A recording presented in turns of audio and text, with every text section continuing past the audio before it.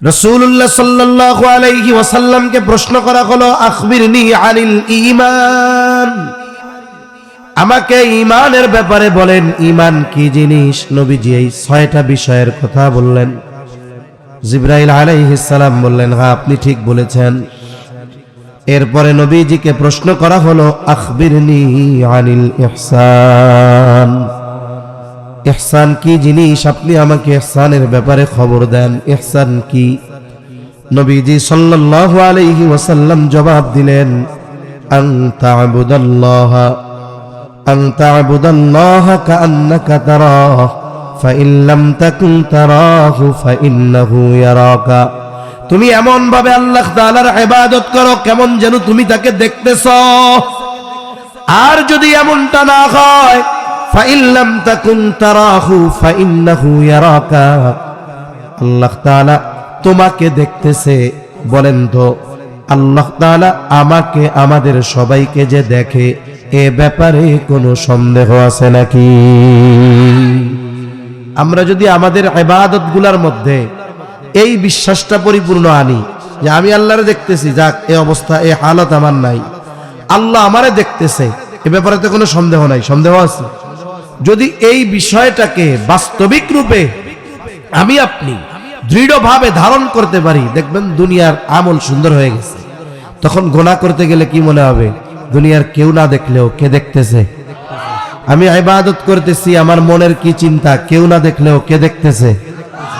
আমি রাতে অন্ধকার ঘরের মধ্যে একা, দুনিয়ার কেউ দেখে না, কিন্তু কে দেখতেছে?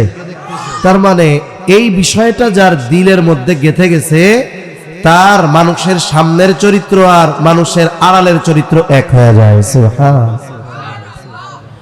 এরপরে নবীজি সাল্লাল্লাহু আলাইহি ওয়াসাল্লামকে প্রশ্ন করা হলো, আখবিরনি আনিস সাআহ, আপনি আমাকে কিয়ামতের ব্যাপারে খবর দেন, কিয়ামত কখন সংঘটিত হবে? প্রশ্ন করতেছে রূহুল আমিন, ওহির বাহক। জবাব দিচ্ছে রাহমাতুল লিল আলামিন, ওহির ধারক। যদিও সাহাবা একরাম জিবরাইল আলাইহিস সালামকে চিনে না, কিন্তু বলেন তো আমার আপনার নবী জিবরাইল আলাইহিস সালামকে চিনতেছে কি চিনে না? নবীজি তো জানে মানবাকৃতিতে আমাকে যে প্রশ্ন করতেছে, এ জিবরাইল আলাইহিস সালাম। এখন নবীজি জবাব কি দিলেন? নবীজি সাল্লাল্লাহু আলাইহি ওয়াসাল্লাম এই প্রশ্নের জবাবে বললেন, মাল মাসউলু আনহা বিআ'লামা মিনাস সাইল, এই ব্যাপারে যাকে প্রশ্ন করা হয়েছে তিনি প্রশ্নকারীর চাইতে বেশি জানেন না। তার মানে নবীজি কেমন যেন বলেন, ও ভাই জিবরিল, কিয়ামত কখন সংঘটিত হবে আমি যেমন জানি না, তুমিও তেমন জানো না। তুমিও যেমন জানো না কিয়ামত কখন সংঘটিত হবে আমিও জানি না। তাহলে কিয়ামত কখন সংঘটিত হবে, সময়টা কখন, নবীজিও জানেন না, ফেরেশতাদের সরদার জিবরাইল আলাইহিস সালামও জানেন না। সংগঠিত হবে সুনিশ্চিত। কেন? কারণ কিয়ামত সংগঠিত হওয়ার ওয়াদা দিয়েছেন কে? আরো জোরে বলেন, দিছে কে? কোরআনুল কারীমে অনেক জায়গায় এই ওয়াদার কথা আছে। কিয়ামতের ওয়াদা দিয়েছেন আল্লাহ, আর এই ওয়াদার সত্যায়ন করেছে আল্লাহর প্রেরিত নবী রাসূলগণ। ওই যে কিয়ামতের দিন যখন পুনরুজ্জীবিত হবে মানুষ, একদল কবরে আযাব ছিল, কিয়ামতের ময়দানে উঠে আযাবের কথা ভুলে যাবে। কি বলবে তারা? ক্বালু ইয়া ওয়াইলানা মান বা'আসানা মিন মারকাদিনা, ওই মানুষগুলো বলবে, হায় দুর্ভোগ, কে আমাদেরকে আমাদের অবস্থান স্থল থেকে জাগায়া দিল? হাসরের ময়দানে উঠে অবস্থা এমন হবে, যার কবরে আযাব সে মনে করবে আমি কবরে ঘুমায়াছিলাম, অথচ কবরে যারা আযাব সেটা হবে জাহান্নামের গর্ত। ও বলবে, হায় দুর্ভোগ, মান বা'আসানা মিন মারকাদিনা, কে আমাদেরকে আমাদের অবস্থান স্থল থেকে জাগায়া দিল? এইবার মুমিনরা অথবা ফেরেশতারা তাদের এই কথার জবাবে বলবে, হাযা মা ওয়া'দার রাহমানু ওয়া সাদাকাল মুরসালুন।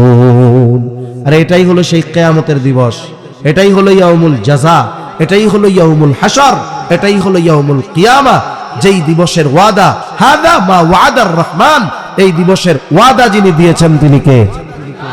এই দিবস যে সংগঠিত হবে এর সত্যায়ন করেছে আল্লাহর প্রেরিত রাসূলগণ। হাদা মা ওয়া'দার রহমান ওয়া সাদাকাল মুরসালুন। তাহলে কিয়ামত সংগঠিত হবে সুনিশ্চিত, আর এর সত্যায়ন করেছে রাসূলগণ। তবে কোন সময় সংগঠিত হবে এর সুনির্দিষ্ট সময় একমাত্র জানেন কে? আল্লাহ।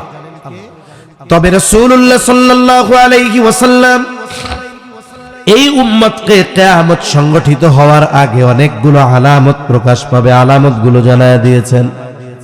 সব আলামত এক মজলিসে এক মাহফিলে বলা সম্ভব নয়। আমি কিয়ামতের আলামত সম্পৃক্ত গুরুত্বপূর্ণ একটা হাদিস আপনাদের খেদমতে পাঠ করেছি। এই হাদিসের মধ্যে নবীজি সাল্লাল্লাহু আলাইহি ওয়াসাল্লাম 6টা বিষয়ের কথা বলেছেন এবং নবীজি বলেন এই 6টি বিষয় সংগঠিত না হওয়া পর্যন্ত কিয়ামত সংগঠিত হবে না। কয়টা বিষয়? 6টি বিষয় সংগঠিত না হওয়া পর্যন্ত কিয়ামত সংগঠিত হবে না। খেয়াল দিয়ে শুনতে হবে। 1 নাম্বার, قال رسول الله صلى الله عليه وسلم لا تقوم الساعة حتى يقبض العلم। নবীজি সাল্লাল্লাহু আলাইহি ওয়াসাল্লাম বলেন কিয়ামত ততক্ষণ পর্যন্ত সংগঠিত হবে না যতক্ষণ না ইলম উঠিয়ে না নেওয়া হবে। তার মানে কিয়ামতের আগে ইলম উঠায়া নেওয়া হবে। কি উঠায়া নেওয়া হবে? জোরে কোন। ইলম উঠিয়ে নেওয়া হবে। এখন ইলম বলতে আমরা কি বুঝি? সাধারণত ইলম বলতে আমরা ইলমের যেই উৎস আমাদের কাছে সেটা হলো কোরআন আর সুন্নাহ, কোরআন হাদিস। আগে গ্রামের মানুষ বলতো কিয়ামতের আগে আল্লাহ তাআলা কোরআন হাদিস উঠায়া নিয়ে যাবে।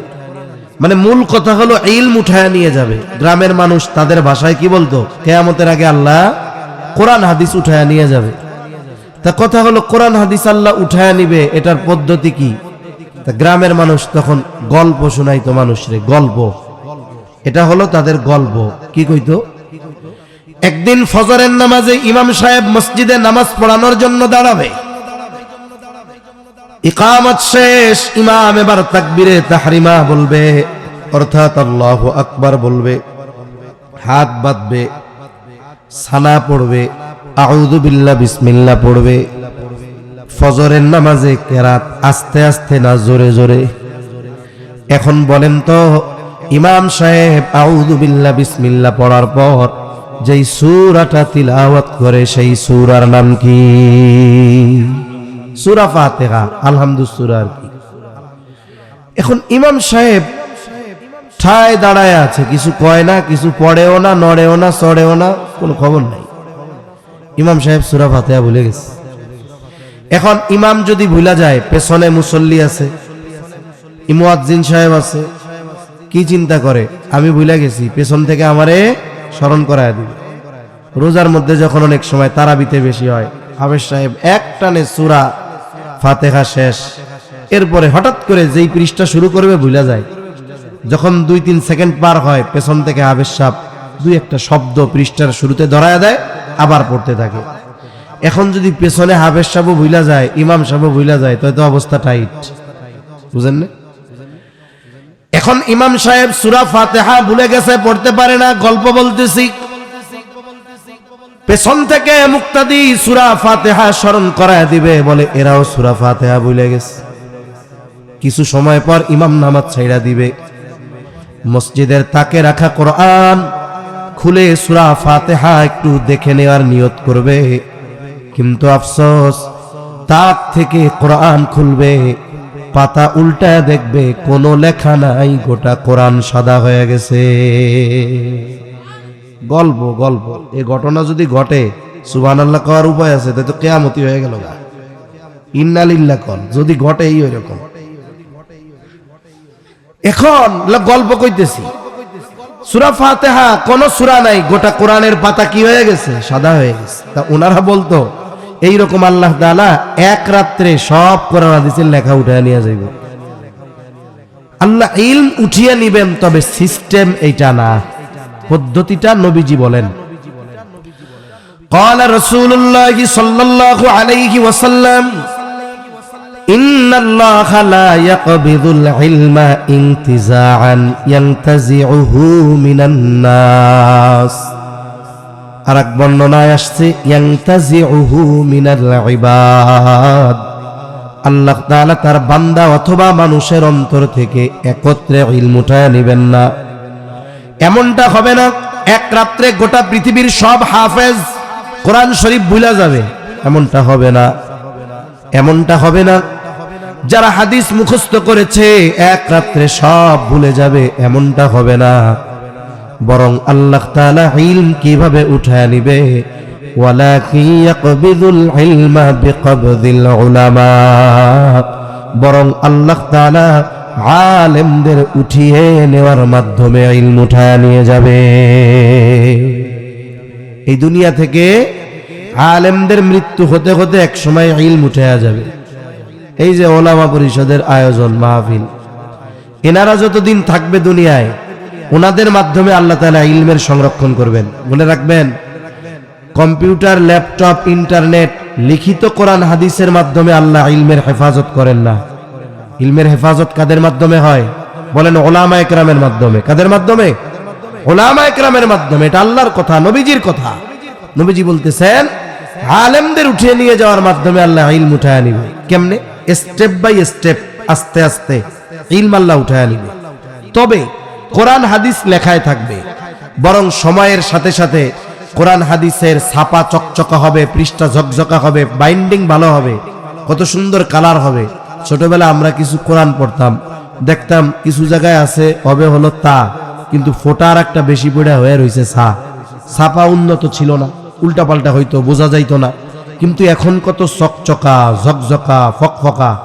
যতই হোক বলেন তো, কোরআন হাদিসের আমল আগের চেয়ে কমছে না বাড়ছে? কমছে। রাসূল আকরাম সাল্লাল্লাহু আলাইহি ওয়াসাল্লাম এক হাদিসের মধ্যে বলেন, হযরত আলী রাদিয়াল্লাহু তাআলা আনহু থেকে বর্ণিত, নবীজি বলেন, ইউশিকু আইয়াতিয়া আলান নাসি জামান লা ইয়াবকা মিনাল ইসলামি ইল্লা ইসমুহু ওয়া লা ইয়াবকা মিনাল কুরআনি ইল্লা রাসমুহু। নবীজি সাল্লাল্লাহু আলাইহি ওয়াসাল্লাম বলেন, অচিরেই এমন এক জামানা আসবে যেই জামানায় ইসলাম শুধু নামে থাকবে, কিন্তু মানুষের বাস্তবিক জীবনে ইসলাম থাকবে না। শুধু মানুষ পরিচয় দিবে আমার ধর্ম ইসলাম, আমি মুসলিম, কিন্তু ইসলাম তো শুধু এতটুকু পরিচয় দেওয়ার জিনিস না। ইসলাম কমপ্লিট কোড অফ লাইফ, পূর্ণাঙ্গ এক জীবন ব্যবস্থা, ঠিক কিনা কম? যেই ইসলামের মধ্যে সব আছে, কি আছে? সব আছে। ব্যক্তিগত জীবনের সমাধান, রাজনৈতিক, সমাজনীতি, অর্থনীতি, পৌরনীতি, যত নীতি আছে সব কিছুর সমাধান ইসলামে আছে না নাই? বিবাহ শাদী কেমনে দিতে হবে এ টু জেড আছে না নাই? ব্যবসা বাণিজ্য কেমনে করতে হবে আছে না নাই? সব আছে। শুধু রাষ্ট্র কেমনে চালাইতে হবে এটা কিন্তু ইসলামে নাই। ও আছে? আচ্ছা, যাক, আমরা কোরআন সুন্নাহ মোতাবেক চলতে পারি আর না পারি, মোটামুটি বিশ্বাস তো করি যে ইসলামে এটা আছে। তাইলে কমপক্ষে বেঈমান হওয়া থেকে বাঁচা গেল। এমন কোন জিনিস নাই যার সমাধান ইসলামে নাই, কারণ আল্লাহ প্রদত্ত ঘোষণা ইসলাম পূর্ণাঙ্গ এক জীবন ব্যবস্থা। কিন্তু আফসোস, রাষ্ট্রীয় জীবন বাদ দেন, ব্যক্তিগত জীবনেই তো আমাদের ইসলাম নাই, ঠিক কিনা বলেন? এখন ওই জামানা বলে ইসলাম এখন শুধু নামে আছে। এরপরে নবীজি বলেন, ওয়ালা ইয়াবকা মিনাল কুরআন ইল্লা রাসমুহু, কোরআন শুধু লেখায় থাকবে, আমলে থাকবে না। বলেন তো কোরআন আমলে আছে নাকি? আসলেও কিন্তু নাই। এমনকি আমল এক পাশে রাখেন, একটা সময় প্রত্যেকটা ঘরে ঘরে কোরআনের তিলাওয়াত ছিল, এখন ঘরে ঘরে কোরআনের তিলাওয়াত নাই। সব তিলাওয়াতের দায়িত্ব মাদ্রাসার হেফজখানা, মক্তবে যারা কোরআন শরীফ পড়ে এদের, আর যারা ঘর বাড়িতে থাকে এদের কোরআন পড়া আল্লাহ মাফ করে দিছে, কি বলেন? অথচ একটা সময় ছিল, আমরাই ছোটবেলায় দেখছি, মুরব্বীরাও দেখছেন, সকালবেলা একেবারে সুবহে সাদিকের আগে বাড়ির মহিলারা ঘুম থেকে উঠে যাইত। কারেন্ট ছিল না, মোবাইল ছিল না, টেলিভিশন ছিল না। এশার নামাজের পর পর সবাই ঘুমায়া যাইত। মহিলারা উঠা যাইত সুবহে সাদিকের 1 ঘন্টা আগে, সেহরির টাইম শেষ হওয়ার 1 ঘন্টা আগে। ওইটা কি করত? বলে ওই রাতের আধারে উঠানটা ঝাড়ু দিয়া দিত। অনেকের বাড়ির সামনে দিয়া রাস্তা, বাহির বাড়ি, রাতের বেলা ওই রাস্তাগুলাও তারা ঝাড়ু দিয়ে পরিষ্কার করে এরপরে বাড়ির বড় পুরুষদেরকে জাগায়া দিত। তারাও অজু করে আসতো, বাড়ির পুরুষেরা অজু করে আসতো, 2-4 রাকাত তাহাজ্জুদ পড়তো, দোয়া খায়ের করতো। ইতিমধ্যে মসজিদ থেকে ফজরের আজান, মহিলারা যায় নামাজে বসা, একসাথে ফজর শেষ করে ফেলতো। আর পুরুষেরা অন্যান্য বাড়ির যাদের নামাজ ফরজ তাদেরকে ডাক দিয়া মসজিদে জামাতে নামাজ পড়ার জন্য চলে যাইত। আর এদিক দিয়া মহিলাদের নামাজ শেষ, কোরআন তিলাওয়াত শেষ, মোটামুটি চা বানায়া আর বিস্কুট দিয়া, অথবা শীতের সময় খেজুরের রস আর হুড়ুম নিয়া, না অথবা গুড় আর মুড়ি নিয়া অপেক্ষা করতো, হালকা নাস্তা করবে বাড়ির পুরুষেরা মসজিদ থেকে এসে। মসজিদ থেকে নামাজ শেষ করে যেই মামুলাত গুলো আছে করার পর বাড়িতে আসতো পুরুষরা, চা বিস্কিট মুড়ি গুড় খায়া এবার তারা তিলাওয়াত শুরু করত। আর মহিলারা রান্না বান্নার কাজ শুরু করে দিত।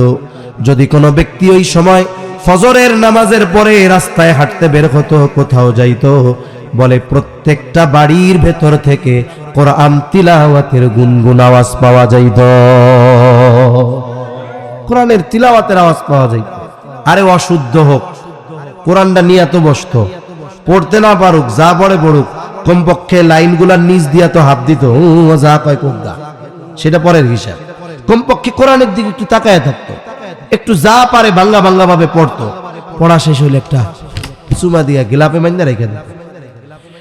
আমল তো আছে, কি বলেন? আছে কোরআনের আমল নাই, তিলাওয়াত আছে তাও নাই, কয় কোরআনের আজমতটাও নাই, মুহাব্বতও নাই, কোরআনের প্রতি সেই ভালোবাসাও নাই।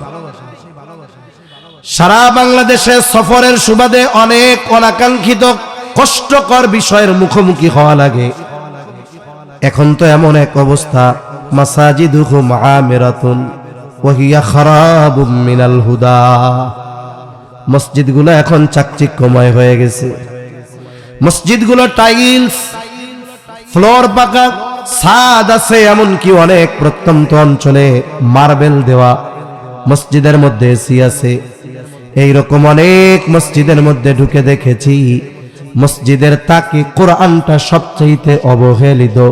ওই যে শীতের সিজন চলে আসছে, এসিটারে কাপড় দিয়া ডাইকা রাখে, অথচ এই মসজিদের তাকের মধ্যে কোরআনুল কারীম না কোনো গিলাফ আছে, না কোনো পরিষ্কার ভাবে রাখা আছে। অনেক জায়গায় এমনও দেখছি টিকটিকি আর তেলাপোকা কোরআনের উপরে পায়খানা করে রাখছে, অথচ মসজিদ টাইলস বিছানো। একটু চিন্তা করে দেখেন, আমলও নাই, তিলাওয়াতও নাই, আল্লাহর কালামের এই সম্মান মর্যাদাও নাই।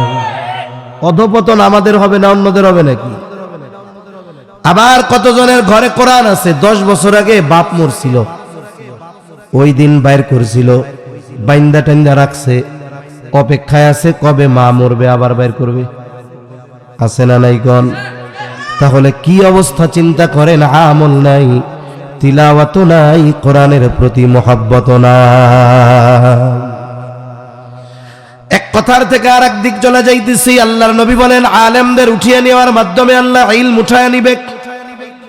আমাদের এই সমকালীন সময়ে নিকট অতীতে যেই সমস্ত ওলামা হযরত দুনিয়া থেকে চলে গেছে, হাফেজি হুজুর থেকেই ধরেন রহমাতুল্লাহি আলাইহি, শাইখুল হাদিস রহমাতুল্লাহি আলাইহি, আরো কাসের আহমদ শফি রহমাতুল্লাহি আলাইহি, কায়েদে মিল্লাত জুনাইদ বাবুনগরী রহমাতুল্লাহি আলাইহি, মুফতি আব্দুস সালাম চটগামী রহমাতুল্লাহি আলাইহি, ফকিহুল মিল্লাত রহমাতুল্লাহি আলাইহি।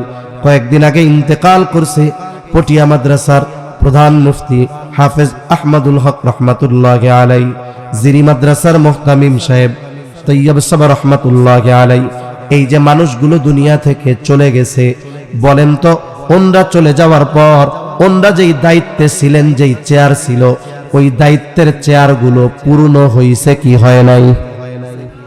কে কইছে হয় নাই? প্রধান মুফতি মারা গেছে হাটহাজারী মাদ্রাসার, এখন মনে হয় প্রধান মুফতি আর হাটহাজারীতে নাই, আছে না?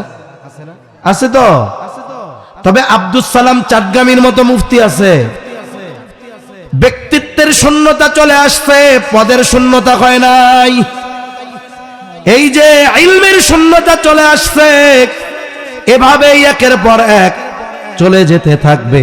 আর ইলমি গভীরতা, ইলমি বুঝ, ইলমি তাকওয়া ওই সাথে সাথে কবরে নিয়ে ওনরা চলে যাবে। সর্বশেষ পরিস্থিতি কি হবে? কোরআন লেখাও থাকবে, হাদিসও থাকবে, ব্যাখ্যা গ্রন্থ থাকবে, কিন্তু ওইগুলোর সার মর্ম বোঝার মতো, অনুধাবন করার মতো, আমল করার মতো মানুষ থাকবে না। তখন জাহেলদেরকে মানুষেরা ধর্মীয় নেতা বানাবে। এইবার জাহেলদের কাছে ফতোয়া জিজ্ঞাসা করবে, আর ও ফতোয়া দিয়ে দিবে। এই ফতোয়ার উপরে আমল করবে। বলে যে ফতোয়া জিজ্ঞাসা করবে সেও গোমরাহ হবে, আর যে ফতোয়া দিবে সেও গোমরাহ হবে। এজন্য মনে রাখতে হবে, এই উলামায়ে কেরামের কল্যাণে আল্লাহ তাআলা ইলমের হেফাজত করতেছেন, সাথে সাথে তাদের কল্যাণে আল্লাহ তাআলা কিয়ামতকে আমাদের থেকে দূরে সরায় রাখছেন। এজন্য প্রধান কাজ দুইটা, একটা হলো উলামায়ে কেরামের সাথে সম্পর্ক, মোহাব্বত বেশি রাখা, ভালোভাবে রাখা। সাথে সাথে এই আলেমরা ইলম অর্জন করে কোন জায়গায়? বলে মাদ্রাসা থেকে। মাদ্রাসাগুলোর সাথে সম্পৃক্ততা ভালো রাখা, মনে করা যে এই মাদ্রাসা উলামায়ে কেরাম এরাই আমার আপনার প্রকৃত কল্যাণকামী। কারণ মাদ্রাসা থাকবে, ইলমের চর্চা থাকবে, উলামায়ে কেরাম থাকবে, এর কারণে আল্লাহ তাআলা কিয়ামতকে আমাদের থেকে দূরে সরায় রাখবে। এখন বলেন, এই মাদ্রাসা উলামায়ে কেরাম এনারা কি সাধারণ মানুষের কল্যাণকামী না দুশমন? কিন্তু একদল মানুষ হুজুরের গালি দিতে পারলে খুব মজা লাগে।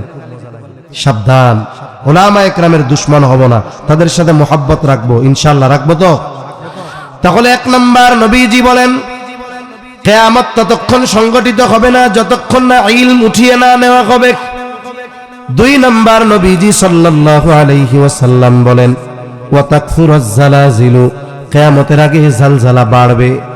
পৃথিবীতে অন্যান্য সময়ের তুলনায় তথা গত শতাব্দীর তুলনায় এই শতাব্দীতে নিকটবর্তী সময়ে বেশি বেশি বড় বড় ভূমিকম্প হয়েছে। অল্প কয়েক বছরের মধ্যে তুরস্কে হয়েছে হাজার হাজার মানুষ মারা গেছে, আফগানিস্তানে হয়েছে হাজার হাজার মানুষ মারা গেছে, ইন্দোনেশিয়ায় হয়েছে শত শত মানুষ মারা গেছে, আফ্রিকার আরো কয়েকটা দেশে হয়েছে। একেবারে কাছাকাছি সময়ে মায়ানমার আর থাইল্যান্ড সীমান্তে ভূমিকম্প হয়েছে। ভূতাত্ত্বিক যারা, এরা বলে টেকটনিক প্লেটের নড়াচড়ার কারণে এই ভূমিকম্প হয়। ভূমিকম্প হলো জমিনে সংগঠিত একটি মুসিবত, একটি বিপর্যয়।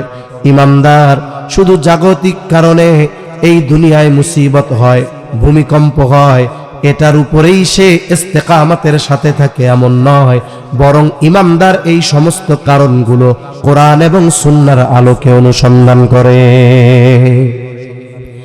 কেন এই ভূমিকম্প হয়, ক্ষতি হয়, জানমালের ক্ষতি হয়? হওয়ার কারণ আল্লাহ তাআলা বলেন যাহারাল ফাসাদু ফিল বাররি ওয়াল বাহরি বিমা কাসাবাত আইদিন নাস। আল্লাহ তাআলা বলেন জল স্থলে যত বিপর্যয়, এগুলো সব মানুষের হাতের কামাই। ভূমিকম্প, অতিবৃষ্টি, অনাবৃষ্টি, অতি খরা, সমুদ্রে বা জলে পানিতে যেটা হয়, সিডর, আইলা, লাইলা, জলোচ্ছ্বাস, সুনামি, এগুলো সব আমাদের হাতের কামাই। তার মানে আমাদের পাপের প্রতিদান। কিসের প্রতিদান? দুনিয়া এটা স্যাম্পল, পরিপূর্ণ দিবে আল্লাহ আখিরাতে। তাহলে বোঝা গেল পাপের কারণে ভূমিকম্প হয়। কোন ধরনের পাপের কারণে হয়? বিশেষ করে সমাজের মানুষ যখন যাকাতকে জরিমানা মনে করে, গান বাদ্যকে বৈধ মনে করে, নাচ গান, মদ, অশ্লীলতা, ব্যভিচার ওজনে কম দেওয়া, মানুষের হক নষ্ট করা, জুলুম যখন বেড়ে যায়, মা বাবার অবাধ্যতা বেড়ে যায়, স্ত্রীকে প্রাধান্য দিয়ে মা বাবার সাথে অসৎ আচরণ করা হয়, নবীজি বলেন ওই সময়গুলোতে ভূমিধস আর ভূমিকম্প বেড়ে যায়। সময়ের সাথে সাথে পাপগুলো বাড়বে, তবে আমার আপনার দ্বারা যেন ওই ধরনের পাপ সংগঠিত না হয়। 3 নাম্বার, নবীজি সাল্লাল্লাহু আলাইহি ওয়াসাল্লাম বলেন ওয়াতাকারাবাজ জামান, কিয়ামতের আগে সময় নিকটবর্তী হয়ে যাবে। মুহাদ্দিসিনে কেরাম বলেন উদ্দেশ্য হলো সময় থেকে বরকত উঠে যাবে।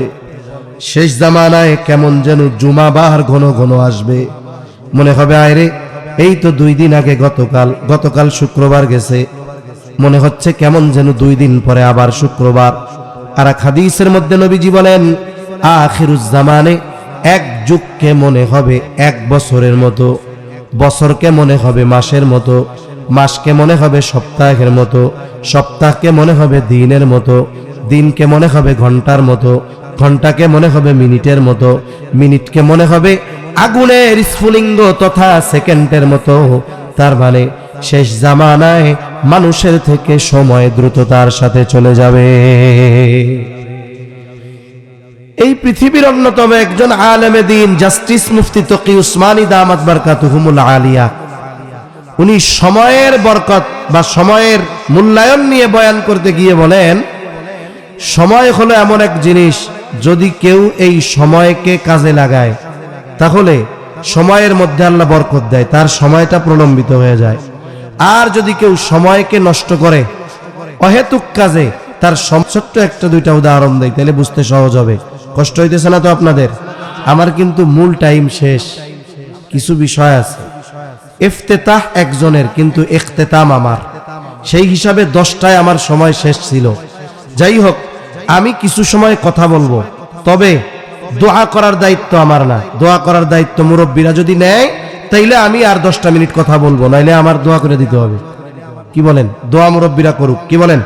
আমি 10 মিনিট কথা কই, এটাই ভালো হবে। তাহলে সময়ের বরকত কিভাবে পাওয়া যায়? আপনার আমার সময়টাও লম্বা হয়। একটা উদাহরণ দেই, আপনার এলাকায় মসজিদে ইমাম সাহেব 5 বছর আছে, ইমাম সাহেবের কোন নামাজ পড়াইতে কয় মিনিট লাগে আপনারা ইমামের বেতন না বাড়াইলেও এইগুলা মুখস্থ করতে পারেন ভালো। বুঝেন নাই? 5 বছরে ইমামের বেতন বাড়ায় না 500 টাকা, কিন্তু ইমামের ব্যক্তিগত জীবন থেকে নিয়ে সব কিছু খুঁটিনাটি সব জানা, কোন নামাজে কয় রাকাত এও এক হিসাব করে যে ইমাম সাহেব বাথরুমে গেলে কয় মিনিট লাগে, এ হিসাবও পারে। কিন্তু ইমাম বেচারার ওজিফা বেতন বাড়ানোর কথা বললে হুজুর বরকত আছে, এই শব্দ দিয়ে ইমামদের ঠকানো হয়, এটা ঠিক না। তা ইমাম সাহেব ফজরের নামাজে 8 মিনিট 9 মিনিট বা 10 মিনিট লাগে, মুসল্লিদের মুখস্থ, সামনে ঘড়ি আছে, সব আছে, সামনে ঘড়ি থাকাও এক মুসিবত। মুসিবত কি? ইমাম নামাজে দাঁড়ানোর আগে মুসল্লি দাঁড়াবে না, এটা নিয়ম। কিন্তু কি করে ইমাম সাহেব উপস্থিত থাকা অবস্থায় ইমাম সাহেবরে পারলে ঠেলা দিয়ে দাঁড়া করায়, দাঁড়ানো রক্ত হয়ে গেছে। আছে না নাই? ইমাম আছে, উনি যতক্ষণ না দাঁড়াবে মুসল্লি দাঁড়াবে না। আবার আমাদের দেশে আর এক পরিস্থিতি, জুমার দিন খুতবা, 2 আরবি খুতবার, আল্লাহর বান্দা মুসল্লি কিছু বুঝুক আর না বুঝুক, কিন্তু শেষে ফাযকুরুনি বুঝে। যে ইমাম কয় ফাযকুরুনি ওয়ালা তাকফুরুন পর্যন্ত পৌঁছাইতে দেয় না, মুসল্লি সব দাঁড়ানো সারা। আছে না নাই? এ কাজ করা যাবে না। মক্কা মদিনায় যারা গেছেন জিজ্ঞাসা করবেন, ওইখানে ওয়াক্ত কয়টায় এই সময় লেখা আছে, জামাত কয়টায় এই সময় লেখা নাই। এজন্য অনেক সময় ফজরের আজান হয়, 6 মিনিট পরে ইমাম সাহেব এসে দাঁড়ায় যায়, তাকবীর শুরু, ইকামত শুরু, আবার আজান দিছে 20 মিনিট পার হয়ে গেছে, ইমামের খবর নাই।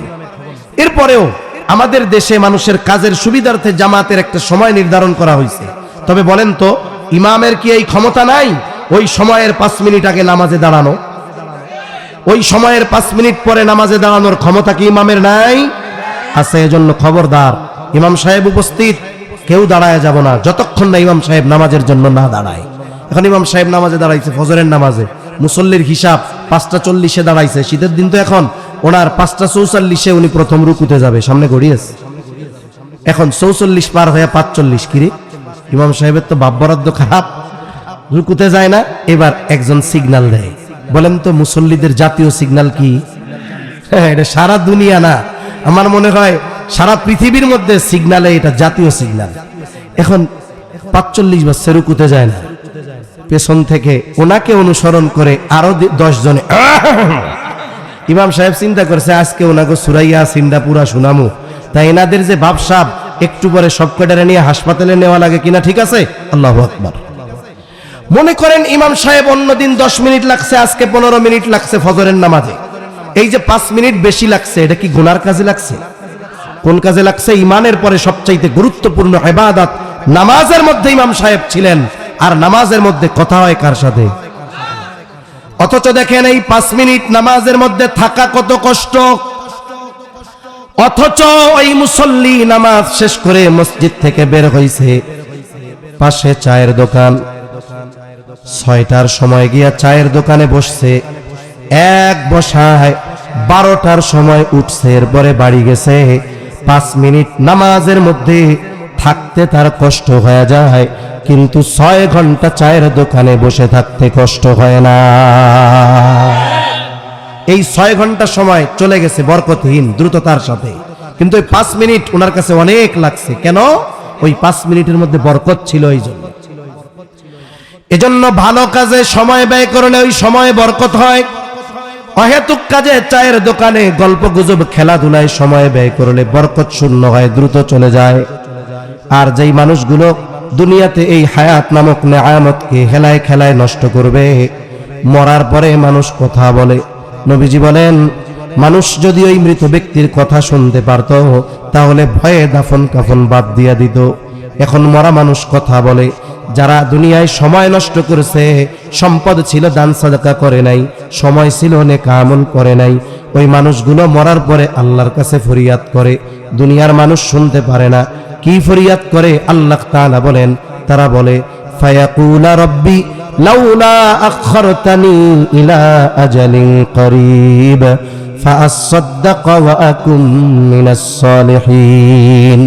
যেই মানুষগুলো সময়টাকে গোনার কাজে, অহেতুক কাজে, খেলাধুলায়, মোবাইলে, ফেসবুকে নষ্ট করেছে, নেক আমল করে নাই, কোরআন পড়ে নাই, নামাজ পড়ে নাই, সম্পদ ছিল দান সাদাকা করে নাই, ওই লোকগুলো বলবে, ও রব, যদি একটু সময়ের জন্য অবকাশ দেওয়া হইতো দুনিয়ায় যাওয়ার, ও আল্লাহ, আমাকে আপনি যে সম্পদ দিয়েছিলেন তা থেকে আমি একটু সদকা করতাম। শুধু তাই না, ওই সময়গুলোতে এত বেশি নেক আমল করতাম, ওয়া আকুম মিনাস সালিহিন। একটু যদি দুনিয়ায় যাইতে দিতেন, আমি সৎকর্ম করে সৎকর্মশীলদের অন্তর্ভুক্ত হয়ে যাইতাম।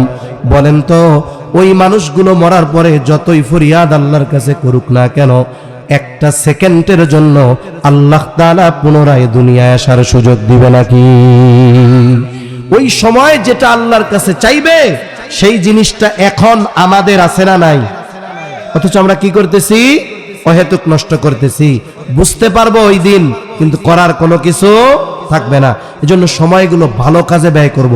হাকিমুল উম্মত বলেন, আশরাফ আলী থানভী রাহমাতুল্লাহি আলাইহি, 2 ধরনের মজলিস ছাড়া বাকি সব মজলিস অনিরাপদ। একটা হলো দ্বীনি মজলিস, এই যে এই ধরনের মজলিস। তারপরে মসজিদে ইসলাহি মজলিস, ইমামের বয়ান শুনেন, মসজিদে অনেক সময় সাহেব বসায় শোনায়, কিতাবি তালিম হয়, এগুলো দ্বীনি মজলিস। আর একটা হলো দুনিয়াবি বৈধ উপকারী মজলিস। দুনিয়াবি কিছু উপকারী মজলিস হয়, যেমন রাস্তাটা নষ্ট হয়েছে, এলাকার মানুষ মিলে বসছেন, কিভাবে সংস্কার করা যায়, চলাচলের ব্যবস্থা করা যায়, এইগুলো হলো দুনিয়াবি বৈধ উপকারী মজলিস। এই ধরনের মজলিস ছাড়া বাকি সব মজলিসগুলো অনিরাপদ। ওগুলো এক সময় গুনার মজলিসে পরিণত হয়। 3 নাম্বার গেল। 4 নাম্বার, নবীজি বলেন, ওয়াতাযহারাল ফিতান, কিয়ামতের আগে ফিতনা প্রকাশ পাবে। এখানে উদ্দেশ্য হলো দাজ্জালের ফিতনা। নবীজি বলেন, দাজ্জাল আগমন না করা পর্যন্ত কিয়ামত সংগঠিত হবে না।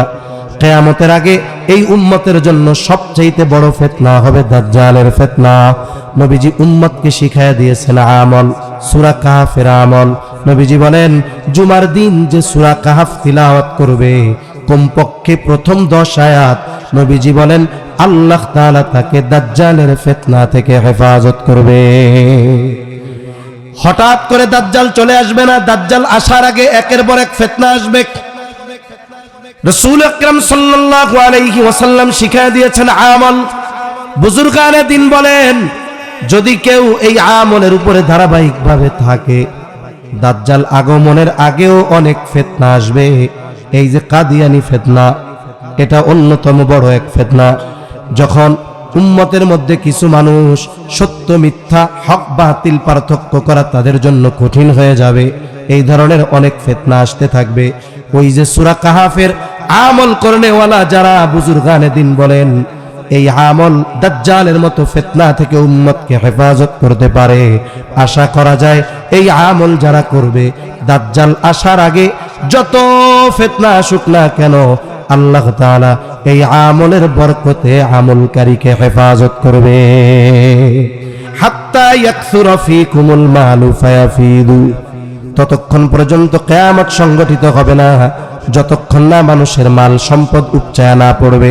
মুহাদ্দিসিনে কেরাম বলেন এই পরিস্থিতি হবে ঈসা আলাইহিস সালাম যখন পুনরায় দুনিয়ায় আসবেন, দাজ্জালকে হত্যা করবেন, ইসলামের দাওয়াত তিনি গোটা পৃথিবীর আনাচে কানাচে পৌঁছায়া দিবেন। সারা পৃথিবীতে একটা মানুষও বেঈমান থাকবে না। নবীজি বলেন এই 6টি বিষয় সংগঠিত না হওয়া পর্যন্ত কিয়ামত সংগঠিত হবে না। এবার আয়াতের কথাগুলো বলে শেষ 2 মিনিটের মধ্যে। তাহলে আমরা আয়াতের মধ্যে বলেছিলাম গায়েব সম্পৃক্ত বিষয় কয়টা, গায়েবের চাবি সমূহ কয়টা, জোরে বলেন।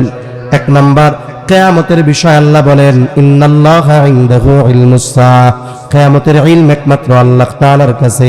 এরপরে আল্লাহ বলেন ওয়া ইউনাজ্জিলুল গায়থ, তিনি বৃষ্টি নামান। কে বৃষ্টি নামায়? মেঘ হলেই বৃষ্টি হয় না, এজন্য দেখা যায় অনেক সময় মেঘ ছাড়া বৃষ্টি হয়ে সব তলায়া যায়। এরপরে আল্লাহ বলেন ওয়া ইয়ালামু মা ফিল আরহাম, মায়ের রেহেমে মাতৃগর্ভে কি আছে, ছেলে না মেয়ে কেউ জানে না, জানে কে? আল্লাহ জানে। এরপরে আল্লাহ তাআলা বলেন ওয়া মা তাদরি নাফসুম মাযা তাকসিবু গাদা, এটা তাকদীর সম্পৃক্ত গায়েব। আল্লাহ তাআলা বলেন কেউ জানে না আগামী কাল সে কি উপার্জন করবে। এজন্য আজকে যে ভালো আছে সে করবে শুকর, ফখর করবে না। আর যে একটু কষ্টে আছে সে করবে সবর, কারণ যার সম্পদ আছে আগামীকাল থাকবে কি থাকবে না কোনো নিশ্চয়তা আছে। যার নাই আগামীকাল যে হবে না এর কোনো নিশ্চয়তা আছে। যার নাই হতাশ হবে না, সে সবর করবে, আল্লাহর কাছে চাইবে। যার আছে সে ফখর করবে না, সে শাকের হবে। 5 নম্বর আল্লাহ তাআলা বলেন ওয়া মা তাদরি নাফসুন বিআইয়ি আরদিন তামুত, কেউ জানে না কোন জমিনে তার মৃত্যু হবে। আমাদের মৃত্যু সময় এবং স্থান দুটোই আল্লাহ তাআলার কাছে সুনির্ধারিত, তবে আমাদের জানা নাই। যেহেতু জানা নাই কি করা দরকার? মানে মৃত্যুর জন্য সর্বক্ষণ নিজেদেরকে প্রস্তুত রাখা দরকার, কিয়ামতের জন্য নিজেদের প্রস্তুত রাখা দরকার। কিয়ামতে যেন আল্লাহর কাছে ধরা না খেতে হয়, এজন্য দুনিয়ার এই হায়াত থাকতেই আখিরাতের সামান সংগ্রহ করার দরকার আছে না নাই? সাথে সাথে যারা গায়েবের প্রতি দৃঢ় বিশ্বাসী হয়, বাস্তবিক কথা হলো দুনিয়ার কর্ম আমল তাদের তত বেশি সুন্দর হয়। আল্লাহ সুবহানাহু ওয়া তাআলা আমাদের সবাইকে কথাগুলো বুঝবার তৌফিক দান করেন। সকলে বলি আমিন, আরো জোরে বলি আমিন। ওয়া আখিরু দাওয়ানা আনিল হামদুলিল্লাহি রাব্বিল আলামিন। আসসালামু আলাইকুম ওয়া রাহমাতুল্লাহি ওয়া বারাকাতুহু।